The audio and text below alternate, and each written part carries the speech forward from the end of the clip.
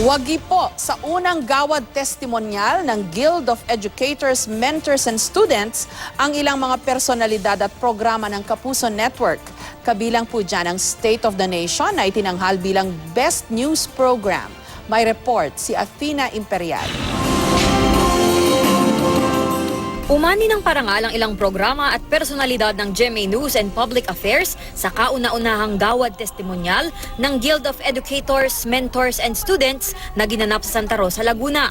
Tinanghal bilang Best Female News Anchor si Miss Jessica Soho at Best News Program naman ang State of the Nation with Jessica Soho.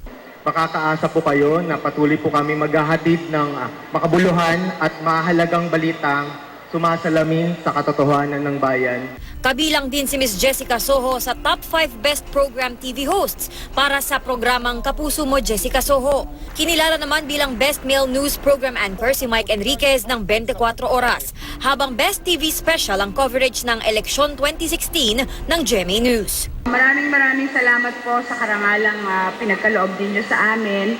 Makakaasa kayo na sa mga darating pang panahon, patuloy namin kayong bibigyan ng mga balitang makabuluhan at patuloy po ang aming pagsiserbisyong totoo. Ilan pa sa top 5 Best TV Programs ang Kapuso Mo Jessica Soho, Eyewitness at Itbulaga. Nagwagi ring Best TV Program host si Cara David. Binigyang parangal din ng ilan sa mga personalidad na nagningning sa big screen. Napiling Best Actor si Dabarkads Paulo Ballesteros at Best Indie Film ang pelikula niyang Die Beautiful. Best Director naman si June Lana. Kinilala naman bilang natatanging hiyas ng sining sa pinilakang tabing si Miss Jacqueline Jose. Ang gawad testimonyal ng Guild of Educators, Mentors and Students ay kumikilala sa mga natatanging personalidad sa panulat, radyo, tanghalan at pelikula. Athena Imperial, GMA News.